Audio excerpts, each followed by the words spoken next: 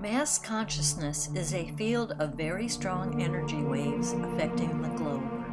The weather is getting crazy, as if nature is losing its mind. Or is it rather that we, the people, are getting off track? If our energy patterns are chaotic, such as acts of violence, then it follows that weather patterns would result in tornadoes, hurricanes, earthquakes. If large groups of people are depressed or selfish, it follows that weather patterns could result in drought, wind, floods. I'm Navajo, Indian, Native American Indian. Is there a connection between human beings and rain? For me personally, yes, I grew up with that wonderful sense of the spirit of rain and the human spirit. They are forces created for each other by the Creator Himself. And I do totally believe it was in the beginning when we were youngsters that my grandmother and my grandfather instilled in us the power of rain, the goodness of rain. Grandmother taught that there were 4 time periods on earth for people. And the 4th period has to do with fire. I think our modern ways are affecting Father Sky.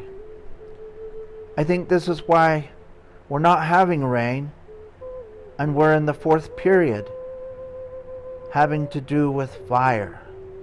Just look around the globe. Fires everywhere.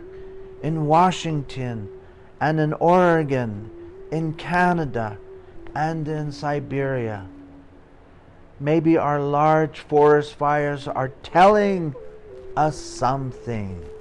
James Gustav Speth, former head of the Council on Environmental Quality and a top Washington policymaker who is called the Dean of the Environmental Movement, commented, "I used to think the top environmental problems facing the world were global warming, environmental degradation, and ecosystem collapse. But I was wrong. The real problem is not those 3 items, but greed, selfishness, and apathy. And for that we need a spiritual and cultural transformation." Chief Seattle said in 1854, "Humankind has not woven the web of life.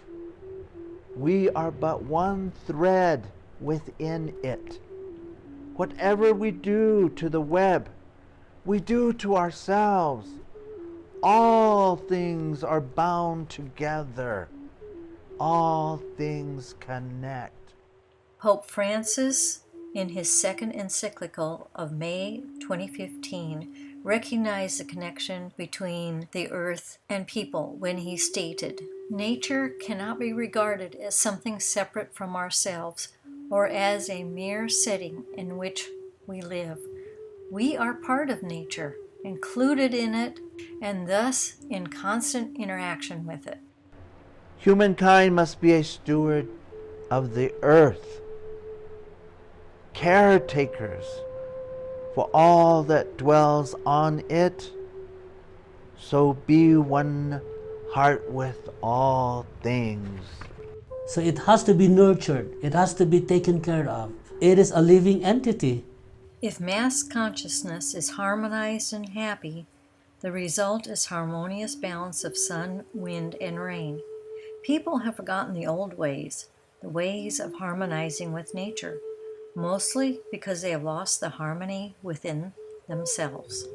We're vibing off of each other as we do with all the elements of the world, the space, water, trees, living creatures. That's part of our being. Did you know that trees talk? Well, they do. They talk to each other, and they'll talk to you if you listen. Trouble is, many people don't listen. They never learn to listen to the voices in nature. But I have learned a lot from trees.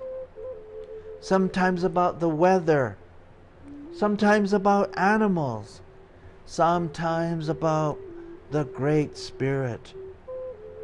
The Great Spirit has provided you and me with an opportunity for study in nature's university. The forests, the rivers, the mountains, the animals, which include us. We've got to open our eyes before we can do anything. There's song, there's dance, there's prayer, there's homage. There's just being still. In essence, that you have that mindset. Rain, where are you? Rain, we need you. You're speaking to it as an human, as a force that understands you. Just like I reiterate, I'm going to say it again. It feels your vibe. It can feel like you're talking to a plant. That plant will automatically take in that vibe. It's a breathing, living element. So is rain, snow, wind, whatever that force, whatever that realm is. You need to meditate along with it, or however it's brought upon you that day, that moment, for your location or other locations. Again, prayer, song, dance. In every culture, there have been people known to be rainmakers. Who can make rain? Anyone. Yes, I can. The making of rain requires harmony within and a love of nature. That we give it thanks, we honor it, we respect it, we hold it in esteem, just like any other moving force that there is, that we live with and we have our sisterhood with, brotherhood with. The secret of rainmakers? Reverence. If we work together, spread awareness, and start treating the earth with respect, we can reverse the damage and start healing the earth. It is our home. It has given us so much. We owe it to the planet to treat her as a living entity and to love and respect all the living creatures that dwell on her. Each of us is part of the great dance of life on this beautiful planet.